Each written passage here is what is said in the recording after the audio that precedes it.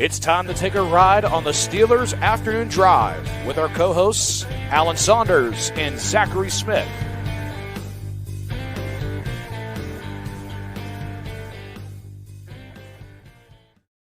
Welcome back to another Steelers Afternoon Drive. I'm Zachary Smith. That is Alan Saunders. Alan, I'm back, which for the people, probably bad news because it means me here and DB not here. But how was your weekend?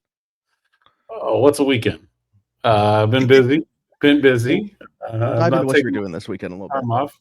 I'm in a different state. Now I'm in New Orleans. Last time I was on the YouTube channel, I was in Alabama. Between then, I was in Mississippi. Before that, I was in Florida, Alabama. A lot going on. All the bunch. But we're doing a lot here. Super Bowl. I was in media night is tonight. What's that? You were in Indianapolis this past weekend. So we were just, covering our bases around the United States.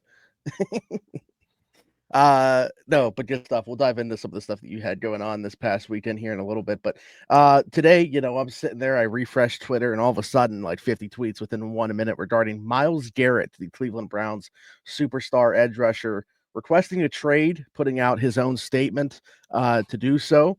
And I hearing different things, like Adam Schefter was on Pat McAfee's podcast, said the team wasn't necessarily surprised by it. They kind of knew this had been coming for some time. For him to go public about it, maybe a little bit different than him just voicing his frustration internally and saying that he would like to be traded.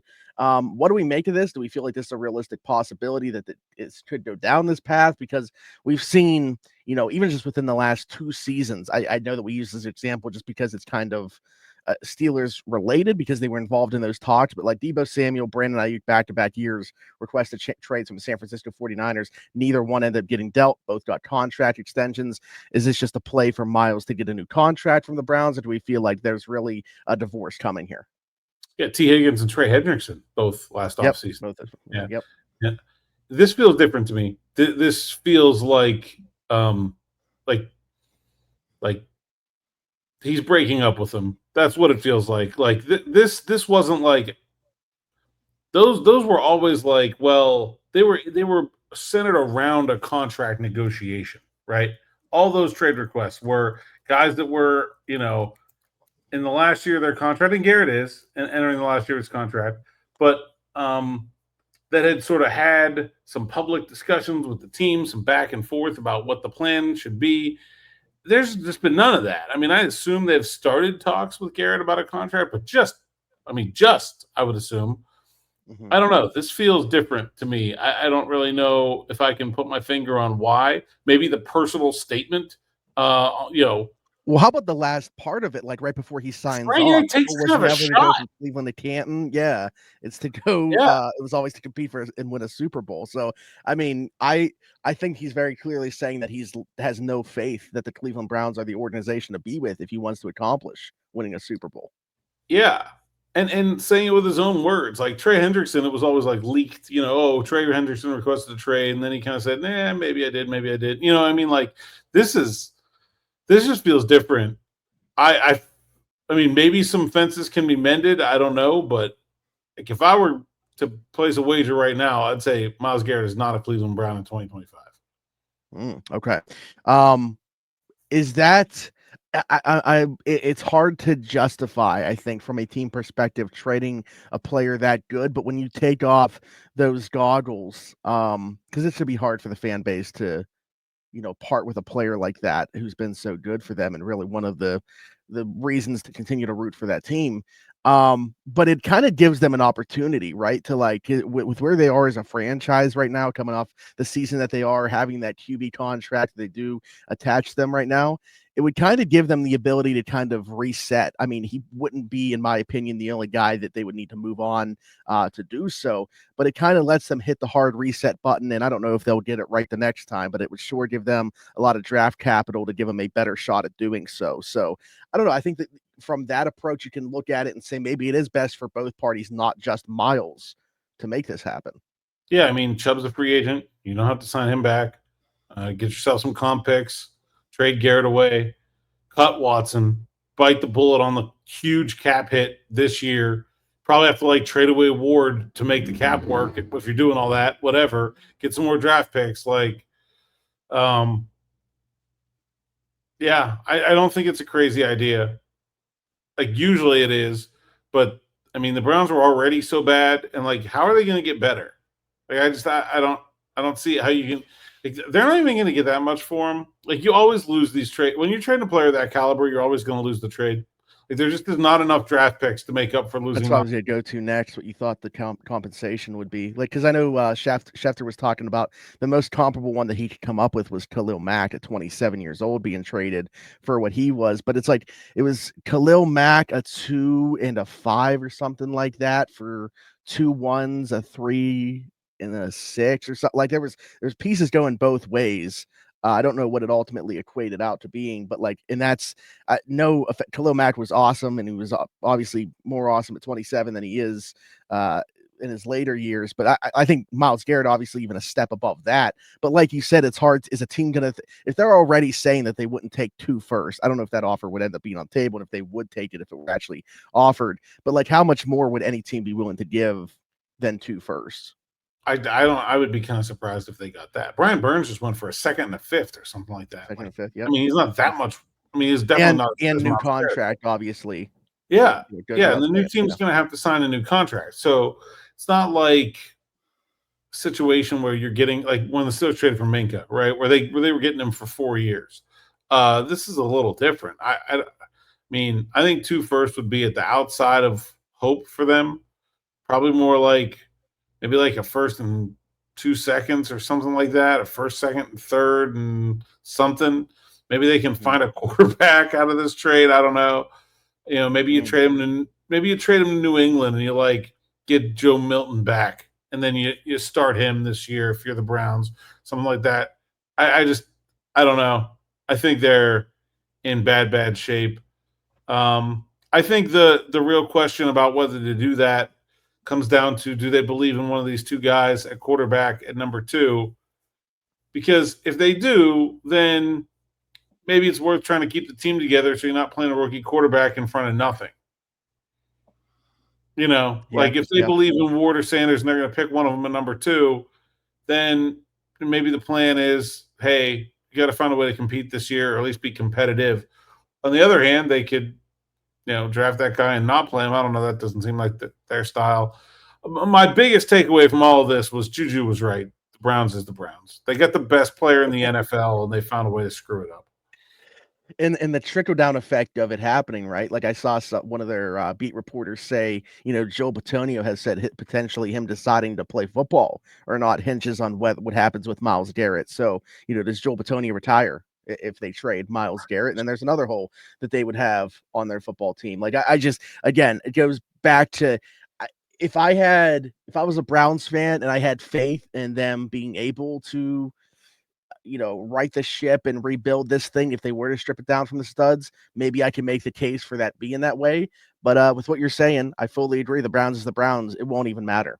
Like, you know, what do you make too? Because I see a lot of this conversation, you know, Andrew Berry, Kevin Stefanski, are how much fault do they have? Or are they just kind of scapegoats for Jimmy Haslam really wanting to, because it all goes back to the Deshaun Watson trade where this has really gone south. So was it really him pushing that button and they're kind of the scapegoats for doing so in your mind? Or should they be shouldering as much blame as they're getting? Well, shout out my guy, Dave Damashek. Do you want to play some NFL here? Imagine if Baker Mayfield doesn't hurt his shoulder the last year in Cleveland. Yeah. Or he just hurts it bad enough that he can't play instead of him playing on that bad shoulder. Worst thing he did was looking bad. The Browns being like, never mind, we don't want this guy anymore. Trading 5 years of draft picks for Deshaun Watson, paying him the highest paid, like that shoulder injury wrecked like 2/3 of a decade of the Cleveland Browns franchise. That shoulder injury and the decision to play through it. Yeah, I mean, I think, look, nobody feels bad for the Browns. Like, they knew who Deshaun Watson was when they got him. I don't think very many people thought it was going to work out in addition to his off-the-field stuff. You miss that much time. Very few guys miss that much time and come back and are good. I was very skeptical from the beginning that he was going to be good for them. He hasn't been. He's been hurt a bunch. They got to find a way to hit the hard reset at that position. I don't know how. Like, are they planning? It seems like they're planning on him coming back at quarterback right now. Like that, I can't believe that. Like, even when he's played, he hasn't been any good. Like, just cut bait from the bad decisions. Like, it just doesn't. I don't know where that fault lies, because I don't think Andrew Berry came to work one day and was like, you know what? That guy that's on the news all the time, I'm going to trade for him and make him the highest paid player in the NFL. Like, I think that came from above, and I don't know if undoing it can come from underneath either. Ramifications, because we are a Steelers podcast here, if any, what's the domino effect that ends up going down to TJ Watt here, if any, do you think? Because Myles Garrett, I know not just contract related here, but that team is going to give him a new contract, very well could make him the highest paid edge rusher. I talked about the idea, Steelers' best interest probably to try to get out in front of like the him and Micah Parsons deals at the same time. Does TJ want that? Does he care about being paid the highest or higher than those two? So to you, how does TJ Watt fit into this conversation at all, if he does? Well, I just want to throw this out here first. Okay. According to sportsbetting.ag, Steelers have 25-1 odds to be the next team for Myles Garrett, which is nowhere near the worst, which is where they should. Aren't they like the same as like a Tampa Bay, which actually like could definitely make which is a perfectly legitimate landing spot, just behind the Bears, like ahead of the Seahawks, which, like, okay, I don't think it would make much sense. The Colts could definitely want Myles Garrett. I mean, he wants to win the Super Bowl, I guess. They seem pretty far from that. I think that's just funny. No, the Steelers aren't going to trade for Myles Garrett, although it would be very hilarious if he just came out and said, I want traded to the Steelers. Could you imagine, like, a Cleveland Browns player being like, trade me to the Steelers? That's the only place I want to go. Or he could just be like, I want traded within the division because I want to beat you. Great heel turn, because right now he's so beloved in Cleveland. It would honestly take the pressure off the organization's back. He would be less hated if he burnt the city down. It would be like Hulk Hogan going back on the Netflix premiere of Raw. That is the type of response that he would get when they play in Cleveland. Yes. As far as the fallout for the Steelers, I mean, look, you get the best player out of the division. That's extremely helpful. Sure looks like the Browns are headed for a big rebuild. That's extremely helpful. In terms of the contract, I think Garrett's going to get more than TJ, and I think that was going to happen no matter where he plays, unless TJ is really dead set on getting that number and they find a way to make it happen. But I don't really think Garrett matters that much for the Steelers' negotiation with TJ. They'll have to be close, but I don't think he should expect to get more. Maybe he does. I don't know. But, I won't think in that front it'll have too much of an impact. Now, if you're the Browns, you want to try to find the team. There's like which team has the best chance to like ruin the Steelers' season next year? Trade him there. That should be their goal. Although I think I think they're going to have to trade him. Like, I don't know. I just get this. That's the way I'm leaning, but like that's why I was just like I brought up those other examples because I have like a little bit of pause for feeling so confident about it. Like, it's really weird because it's just like that caliber of player just doesn't get traded that often. But like those words really stuck with me, the way that he worded it. And again, like he's not speaking through somebody else; they were his words that he used. But I would imagine to the other thing that you said there, they would not only not want to trade him in the division, but conference. Like I look at NFC teams before I even think about anybody in the AFC. And I think about, like there was a lot of talk about Detroit wanting to upgrade at that spot this past Washington, ton of cap space, not seemingly, they definitely have quarterback figured out. I feel confident about saying that.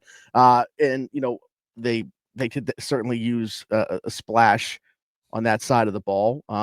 Minnesota as well, another team in the NFC North, the Packers, another team in the NFC North. Like I would look at the NFC like 5 teams before even considering anybody in the AFC. You would think, but this is a process that often like Garrett doesn't really have any leverage, but so I don't know if he's going to try to like pick a destination, but I don't know. This is going to get messy, I think. That's probably my prediction. Yeah, That's I saw a lot of like Diana Rossini said, NFL execs is where the text that were coming through, where this is going to get messy. So, Yeah. we'll see. I We'll see how mean, this starts progressing. the one solace if you're a Browns fan is that no Yeah. matter how bad this trade is, it probably won't be worse than the Doncic trade. Something else that happened over the weekend, man. No matter what, Cleveland, feel good about the fact that you didn't do that. Mm-hmm. I wonder how they could.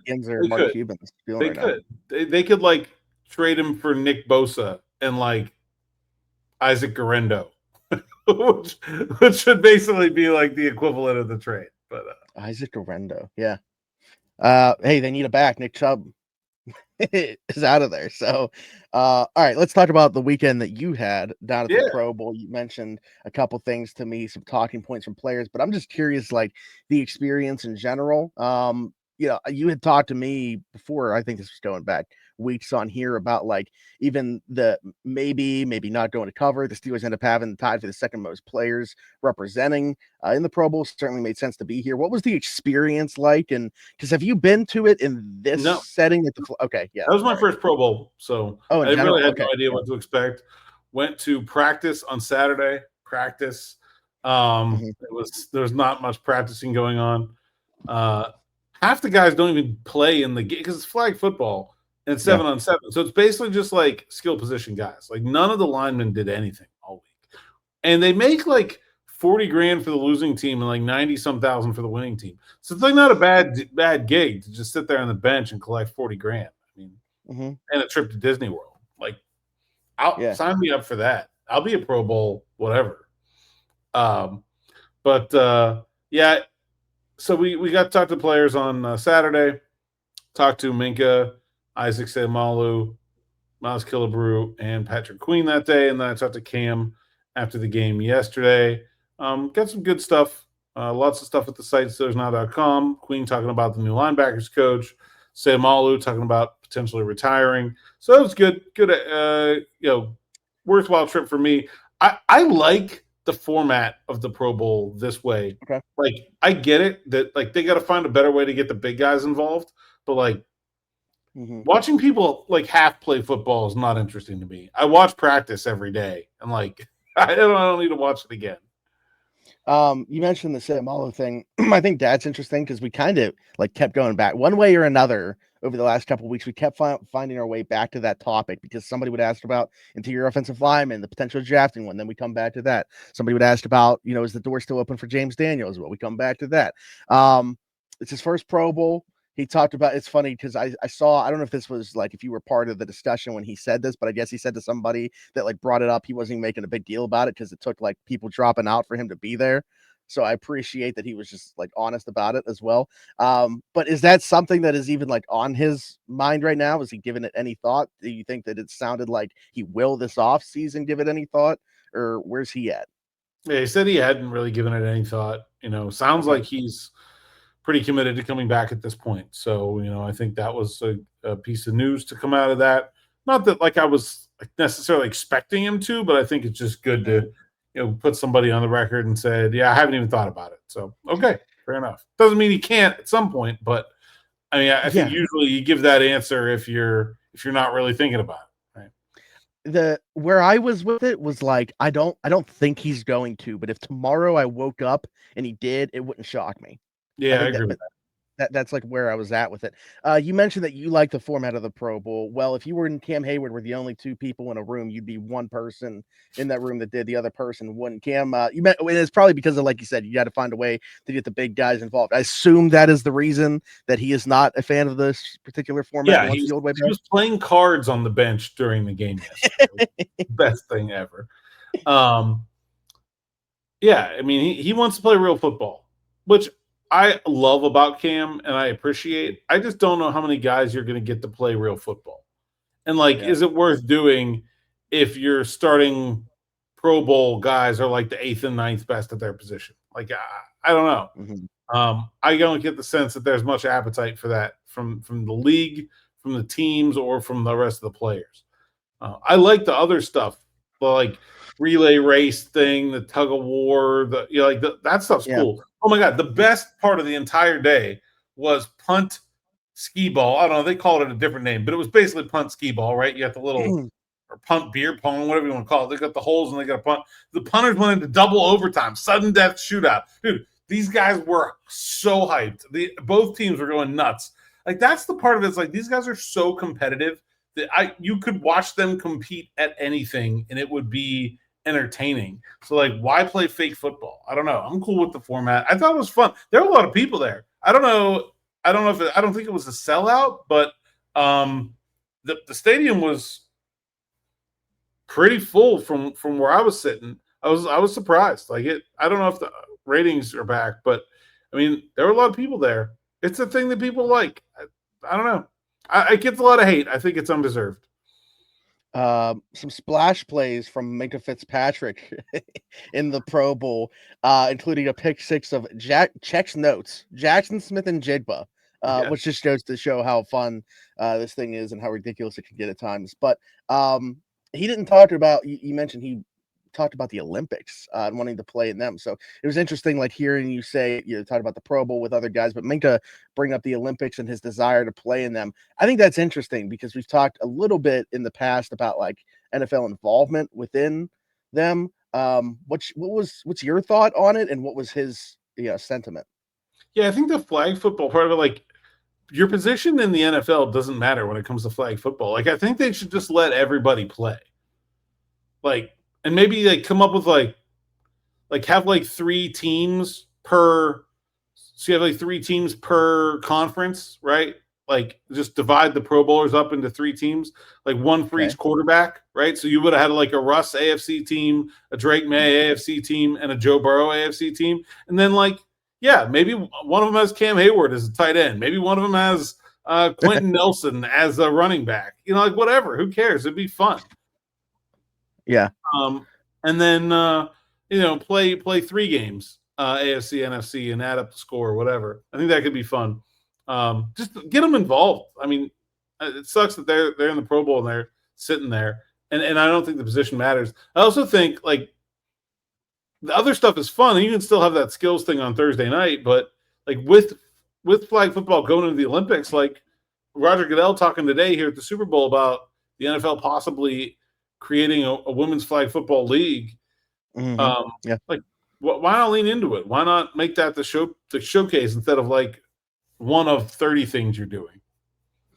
The way that you talked about that and like having Cam Heyward line up at tight end, Quentin Nelson at running back, reminded me, like, so when I played youth football last game of the season, when I was in 8th grade, we like everything was, we knew what spot we were in, everything. Like, there was no way that we could move. We were playing the worst team that hadn't won a game all season. We were already up like 27-0, something like that. So people just started playing all these random spots. I was a guard. I ended up returning a punt and actually got a pretty nice return on it, but didn't score a touchdown. But it's just like, that's what it reminded me of. Like, we had like our center playing quarterback, like just everybody out of position, just having fun. And it's what reminded me of that. But I love that. I'm curious to see what that does look like. And I'm all for, the NFL getting involved and actually having like flag football stuff, and seeing how that would go. Sounds interesting. You could play 9-on-9 instead of 7-on-7 too, if you wanted to add some linemen to the mix. Like, you could do that. Yeah. That'd be fun too. But I think the Olympic version will be 7-on-7. As far as NFLers in the Olympics, I think it's going to happen. Minkah thinks it's going to happen. And I don't know if he's – I mean, I don't know how you go about picking your Olympic flag football team, but I'd be interested to see a Steelers player on it. I think it'd be fun. Yeah, absolutely.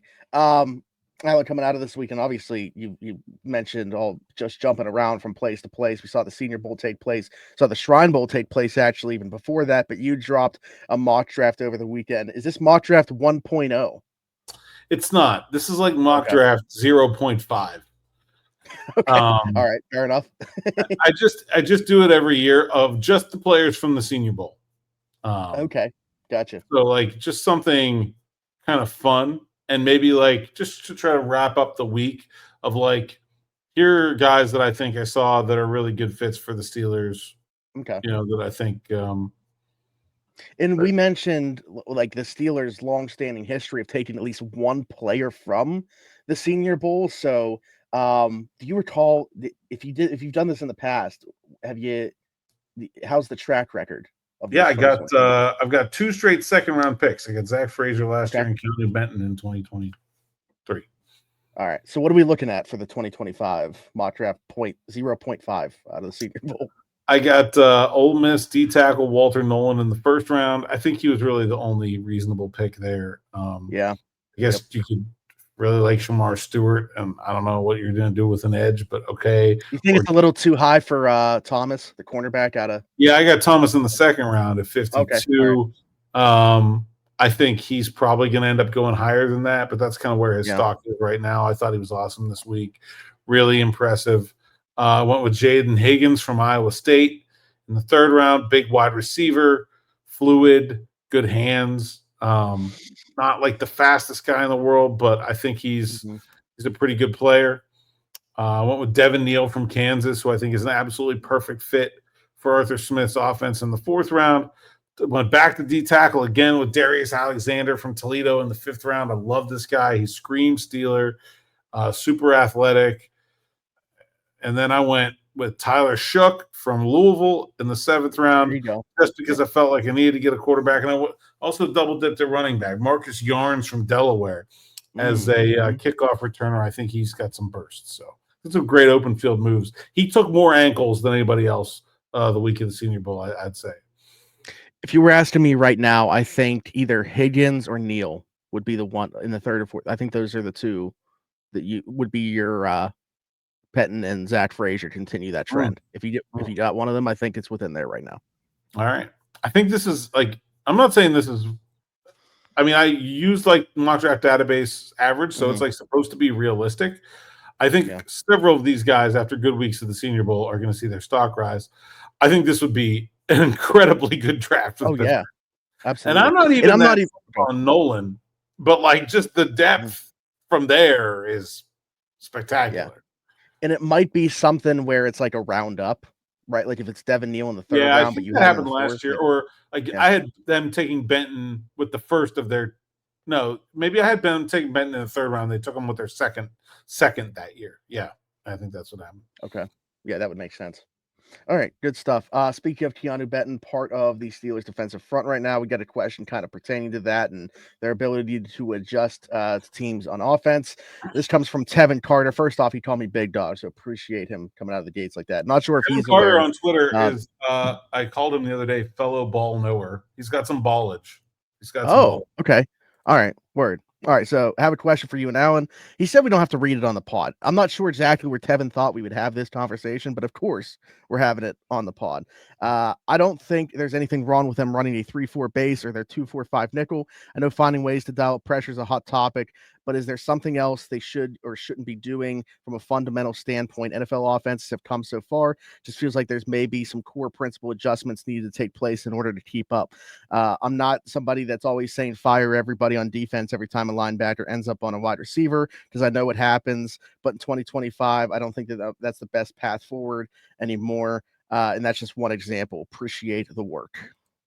Yeah, I mean, I spent the whole podcast on Morning Rush kind of talking about similar stuff about what Julian Edelman had to say about Mike Tomlin's defense last week, and about how it is predictable. And I think that's the biggest thing, is like nothing that they're doing is necessarily wrong. It's just too much of the same stuff in too predictable places, and it needs to be more varied. There needs to be more disguising of coverages. There needs to be more disguising of where a rusher is coming from or how many rushers are coming. But also, in order to do those things, the players need to communicate and execute at a base level far higher than they did this year. Like you can't run like cloud coverage, disguise, invert, you're going to mug and then rush from here. And like, you can't do all that stuff if you're not getting basic like switches done right. So I think it's partially on the players, but I think the coaching staff needs to find a way to get a lot more creative. Like, I don't think anything they're doing is like, there's nothing wrong with their base defense. There's nothing wrong with their nickel package. In fact, I know a lot of people were saying stuff about them playing nickel against the Ravens. Which linebacker do you want running down the field with Isaiah Likely regularly when he's lined up outside the numbers? Like, I just, yeah, that's a corner's job. Like, I get it. It's 2 tight ends, but like, yeah, they played nickel. Now their nickel didn't play very well, and they can be better personnel wise, but yeah, I think it is just purely, it's not about what they're doing or what they should be doing instead, as much as it is too much of the same stuff and too predictable. I think that's the key point there. We've talked a lot about their need to hire a senior defensive assistant or bring somebody in that has that front seven background, and maybe that is as simple of a solution as you can make to help vary things up front. Of course, you'd still have Terrell Austin, Mike Tomlin in place. So I guess the question to kind of expand upon that idea is, say you do bring in a really good senior defensive assistant that has a history of doing some really good stuff, gets creative up front. Do you think that is enough of an addition or no, because of just okay? Yeah, absolutely. I mean, DB and I kind of talked about this on Friday afternoon. Like, give me an Antonio Pierce, give me a Jared Mayo. Like, yeah, absolutely. I'm fine with all that. Okay. All right. So I guess the reason that I wanted to ask that was because obviously if you still have Terrell Austin in place, still have Mike Tomlin in place, I didn't know if that person would have enough of a voice or influence. We've seen Mike Tomlin and Terrell Austin be better than they were this year. Sure. Yeah. But like, it's not like there's no reason to say like those guys can't do it. Mm-hmm. Yeah. And to your point about the communication stuff, I feel like that even kind of like fell apart in season, right? Like, I don't think that was as much of a talking point in the middle part of the, sure, you had newer pieces. So at the beginning of the year, we were talking about it, but then like things, I don't know, like the last 5 weeks, really, like, so the middle part of the season, how they got from that point to where they were at the end of the year, really just, I don't know, really makes you think what in the world was going on. I talked to some of the guys in the defense in Orlando, Minkah and Cam mostly, about like, like what happened. And Minkah, said we had some conversations and I think we're going to keep those in-house right now. And Cam said, like, I'm still trying to kind of get my brain around some of it. Like, he's like, wow, the players have to wear it. Like, yeah, you can look at the X's and O's and you can say we should have done this when we were doing that. But like he said, like, I would only ever use that excuse if like there was like there's just too much missed assignments, too much lack of execution to sit there and say, oh, it was this, And so I don't know that there's an explanation for all of it. I don't. It's definitely was a strange finish to the season, and I think the schedule and the opponents and the accumulation of those games definitely played a part. They were never the same team again after they went through that stretch. Yeah, absolutely. All right, well, good stuff as always, Alan. Whether it's Pittsburgh, Florida, New Orleans, somewhere in between, we don't know where we're going to find you, but where can the people find you when it comes to social media? Regular Carmen San Diego over here. _PGH on X, Instagram, TikTok, and Blue Sky. PGH Steelers Now, site account SteelersNow.com. And like, subscribe, hit that bell for notifications here on the YouTube channel as we are inching forward towards our 15,000 subscriber goal. What are we at right now? 27 away. Jonathan Dwyer. Jonathan Dwyer's right. I'll go Glenn Edwards. There you go. That's okay. Super Bowl champ in 27. There we go. We should make like a game out of that. Just drop your favorite number 27 in Steelers history in the comments, as well as any questions or topics for future episodes. Keep those coming throughout the offseason here. If you're listening somewhere else, leave us a 5-star review, subscribe over there, Apple Podcasts, Spotify, wherever your podcast from. You will find us there. Just search Steelers Afternoon Drive, and then you'll find me everywhere, Zachary Smith, PGH. For Alan Saunders and myself, thanks for jumping in. Take another ride on the Steelers Afternoon Drive.